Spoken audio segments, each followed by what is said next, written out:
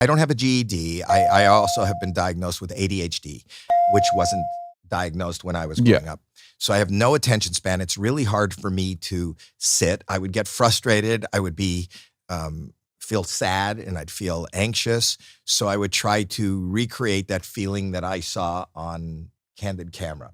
So I have a million stories that are great stories now and became part of my act, but they wouldn't endear me to fellow students. And some of them are, and this is before Caddyshack.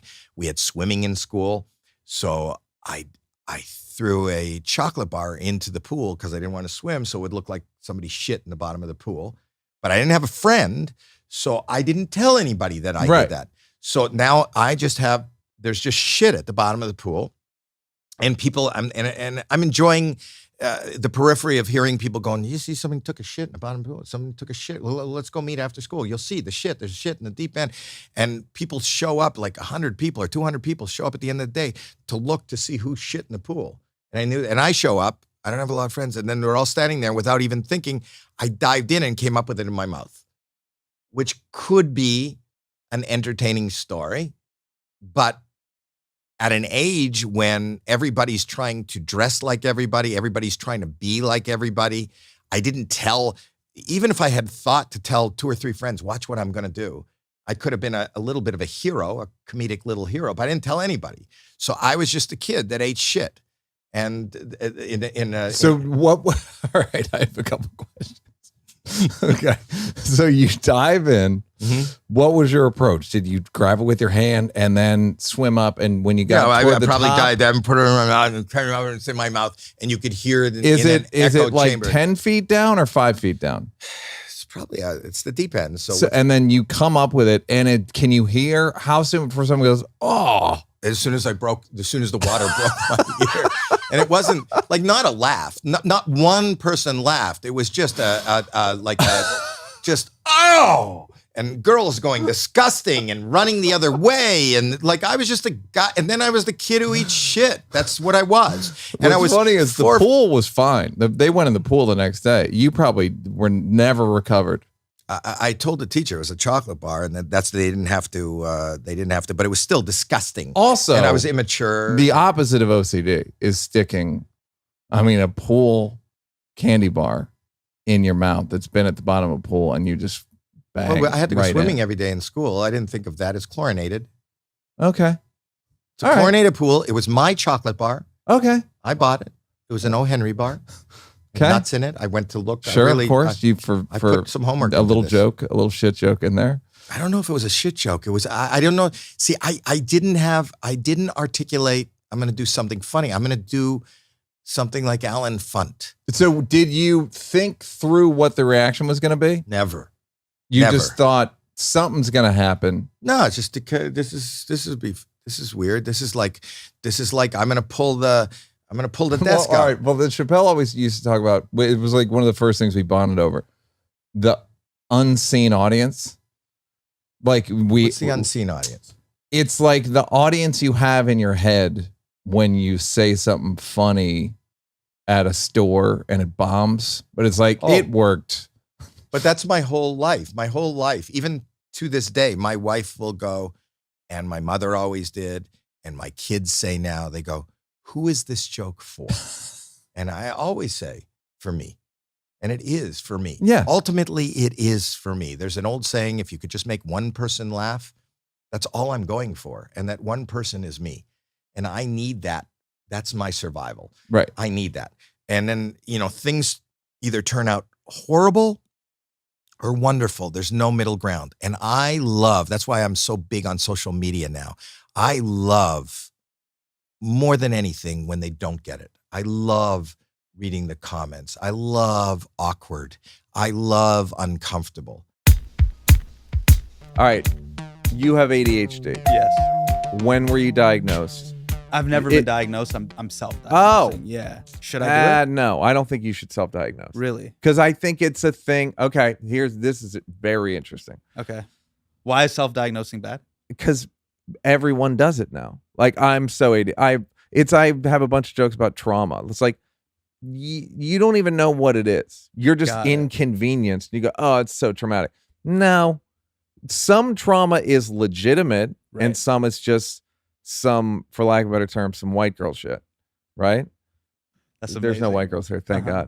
God. But you know what I mean? Have like, you classified that? That's I so mean, great. that's like a basically very what it funny is. Just comedy like run. trauma. That's so. Uh-huh. I don't want you to have like ADHD. Right. Here's the story I was going to tell. Okay. So I don't know if this probably doesn't happen to you, but whenever I release a special, a lot of psychiatrists and psychologists will DM me. You've told me about this. Yes. Yeah. So You'll get insane. one of DMs. them was like, "Hey, you might be on the spectrum after blocks." He had me on his podcast. Scott Barry Kaufman is his name. He had me on his podcast. We talked about being on the spectrum, and then he does a test on the air toward the end I go, "This is for covert narcissism, isn't it?" And he's like, "Sure is." Whoa. So like last week, I've started taking the spectrum tests. Okay. And I said to the woman, so you have to answer questions honestly. And I go, it's hard not to lie because I know what the autism answer is.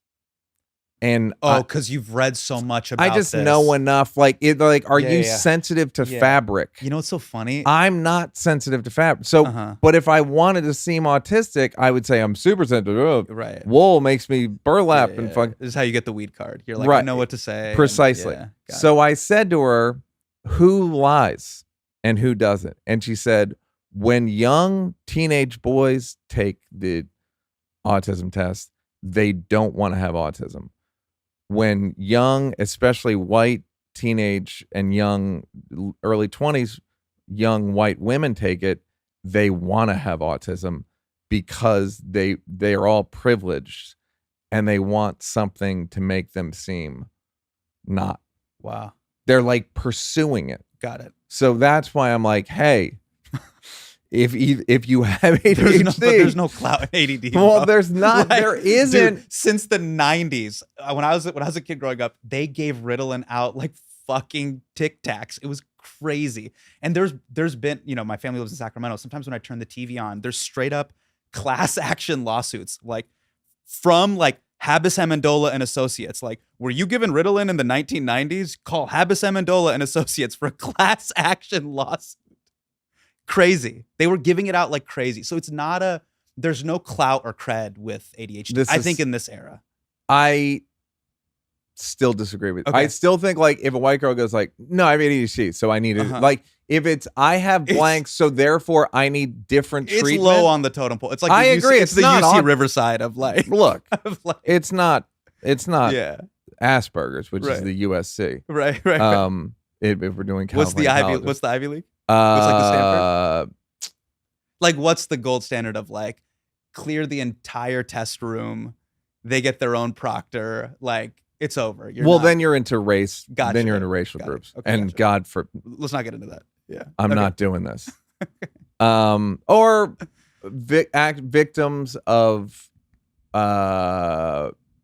victims of things. We don't need to work this out on a Actual podcast. trauma. We don't need to work this out on a podcast. But No. This is gonna go viral. okay, so But what do you? don't all right, be self-diagnosed. Don't self-diagnose, which I think I probably shouldn't. You're right. I should go. But what I will say go on is, the guy's podcast and let him find do out. it. Yeah. That's how I have to like see my friends and get help. I have to. By do the it for way, this content. is the best way to meet people, Yeah. or the best way to spend time. We'll never spend. We actually do like once a year have Yeah. a 1 hour talk, Yes. but We'll have long phone calls. Which yeah, is great. like hour and a half. I once cherish a year. them. Yeah, they're great. You pulled over last time we did it. Yeah. Like your whole family was in the car. It was weird. Well, then that's a good point, though. My mind will race to like 9 different things. I constantly feel like I have 14 tabs open in my head, and you'll understand this. But let's try to contextualize. Being it for autistic, people. I'll understand it. Go ahead. No, because you've used Scripto. I have Scripto is the program at The Daily Show and John Oliver. many that late you night shows. type- Use, Yeah, you type that's what you type. It's the formatting. It's thing. the Like Microsoft Word of Yeah. writing. TV, It's like yeah. it's like Final Draft or Yeah. whatever, but for late night TV. So I'll call it the Scripto test. I have writer friends that I know where they'll go into Scripto and I'll watch them. It's like seeing Neo in the Matrix. Welcome to the Daily Show. I'm Hasan Minhaj, and they can just. We'll be right back. they won't have to open up Spotify. There won't be like a Wikipedia. Like they won't have 17 tabs open. Their brain won't take them to some other island 8 minutes later. They're able to just lock in and just like dive into the deep well of focus. I cannot do that. And what'll inevitably end up happening is like 10 minutes before we have to push the script, basically turn it in, I'll be like, oh, fuck. And I'll just kind of scramble. It'll take me a lot longer. And this happened since I was a kid. It would take me a long time to do very simple tasks sometimes that I'm capable of doing. And I'm envious of people with deep levels of focus. But you also have procrastination on here. Yes. Which is there may be the same thing. I like when I'm writing something. Yeah. There are times when I'll go like, well, I should play music.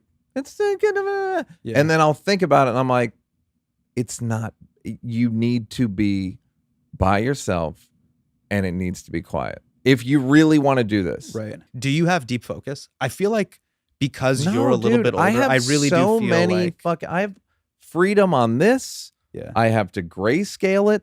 Right. Like I don't have discipline. I don't have it. Like I can force myself to have it.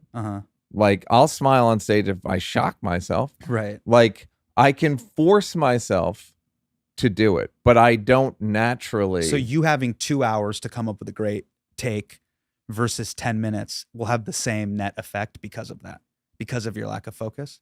Well, no. Now I would say I'm better at putting myself in position to work hard. Got it. But my body doesn't want to do it. Right. My spirit isn't like, it's like, well, let's fucking, we should check out. Like I have to take Instagram off. Like I have to block shit. I used to have a blocker on my TV and my computer. Like I don't have good habits. You can't trust yourself. Yeah. That surprises me that you have it. Because, people say that all the time. They're right. Like, it's racist. Look, it's racist. Yeah. You're so effective. You're so intelligent. Right. Yeah. It's racist. You got far in your career. How could you possibly have it? Yeah. Yeah. So it is surprising, but I also get it because there's a lot of procrastination has to do with ego. Yeah. And like you don't want to fail. Are we on the procrastination? No, it's all the same block? thing. It's ADD, it's ADHD and procrastination. So which is, I texted him this, but Brian Simpson had this great take on Brian Simpson's a great comedian. Amazing comedian. Very funny. He goes, I've never heard this. I cannot believe I have not heard this take. You procrastinate because you're avoiding real consequences. Mm-hmm. So if I turn in that act 1 at you the can Daily find out Show, it sucks. I'm going to find out real quick that my chat's not going forward at the show.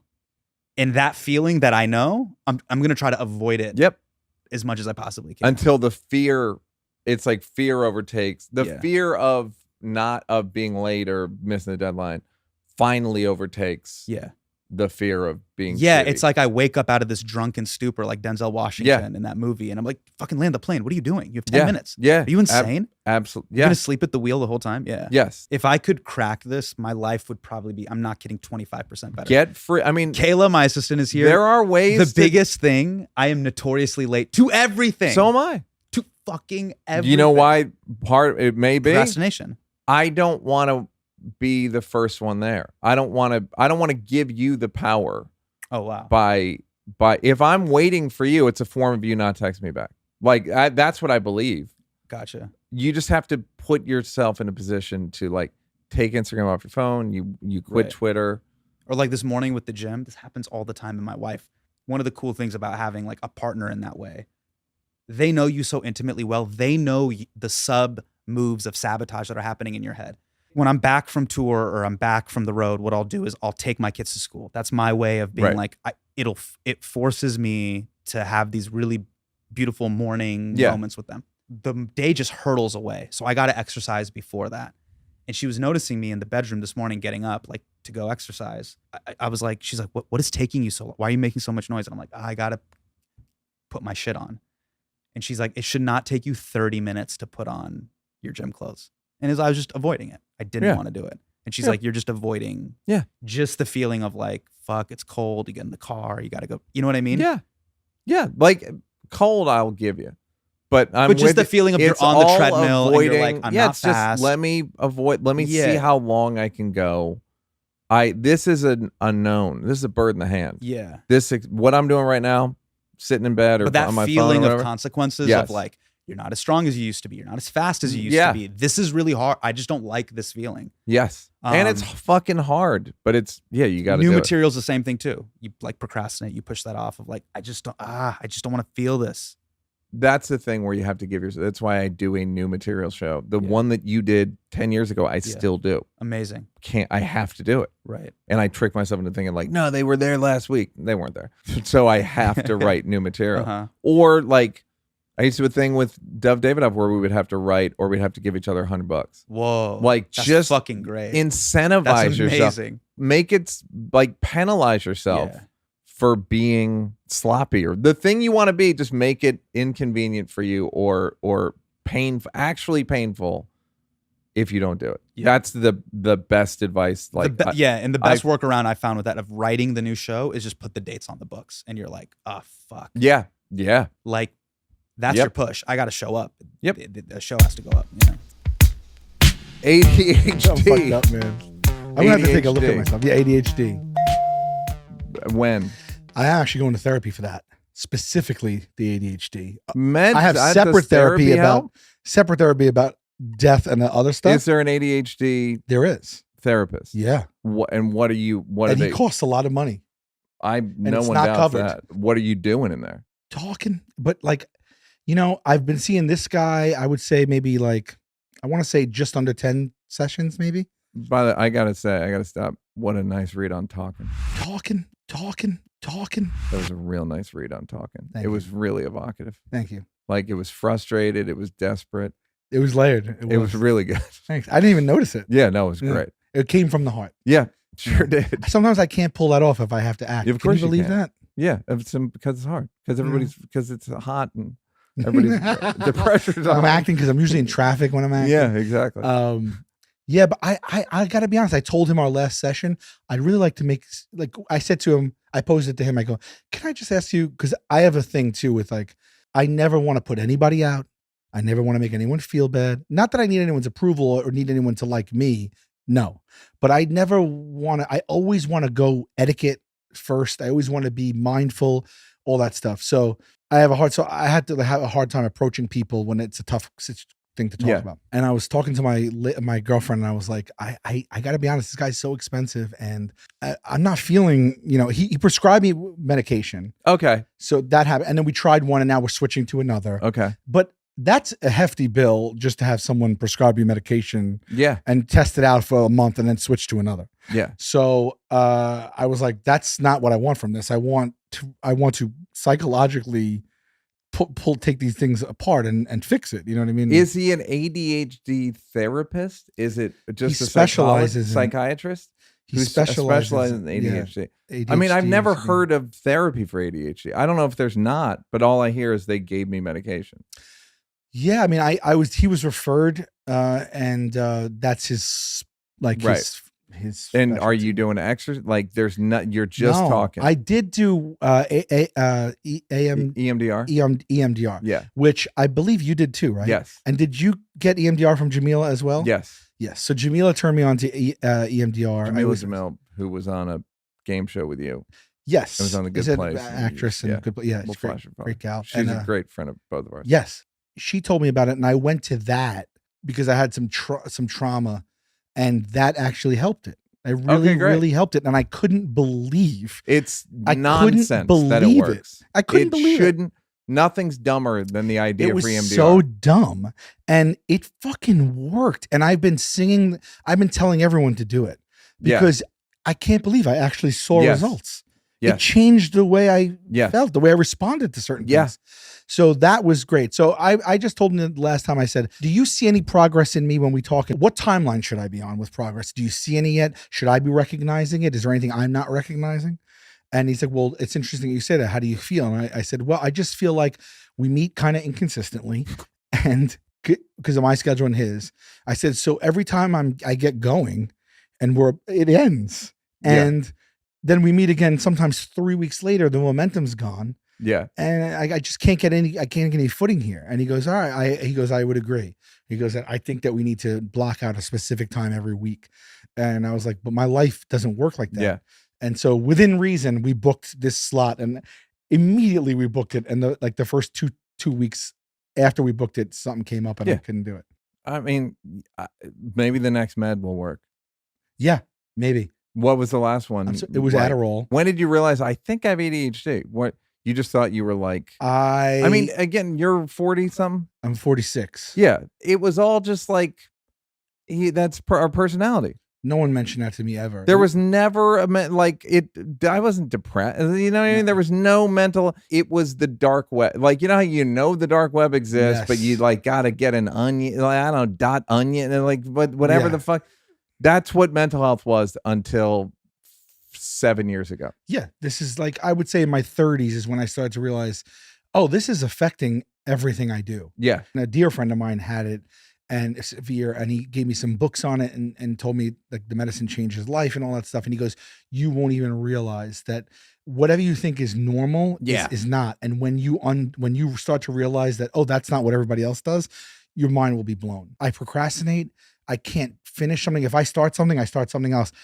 In a way, there's a superpower to it because I have 8 jobs. Yeah. And I keep such a large social circle and a bar, and I just keep I keep real relationships with a lot of people. Yeah, I have many jobs, and so it's when I wake up, I have 100 emails, 100 texts. My days are spent problem solving, switching this, and I do it. And it's funny because I don't realize, like, sometimes, like, if I just am jumping from thing to thing because I am so busy and I'm trying to prioritize and manage.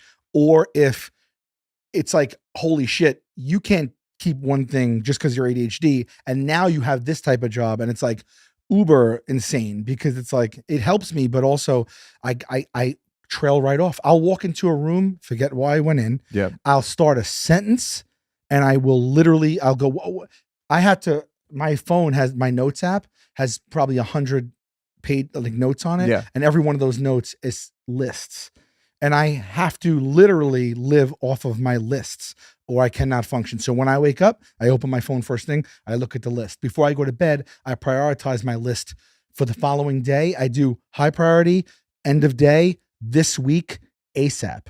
And then I shift and change that all day long. And it's so many things that if I don't write it down, I'll never remember it. And it's everything from make a list for Neal, on this to something like, like, my health insurance, it's every single thing to like, I'm working on projects and I just, it became scary because my thoughts became so fleeting at one point that a lot of times a day I would begin to talk and forget why I started, forget what I wanted to tell somebody, or I had an idea or a joke or whatever. And that's the worst. And if I don't write the joke down immediately, that joke is gone. Well, yeah, I've lost so many jokes. I mean, I'm better now, but like, no, I won't forget it. I'll forget it. Yeah. Not especially at night sleeping.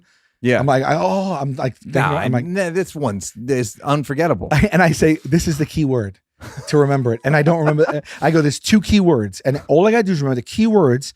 And then I don't even remember the key words. Yeah. It's fucking, who are we kidding? Yeah. Hey, did you like that? Did you like that? Yeah. Did you like it though? You want more? Don't want to work? Would rather watch videos of me grab assing with people? First of all, go up here to subscribe and then go up here to watch more clips.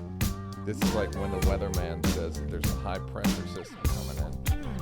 I'm not really used to the green screen.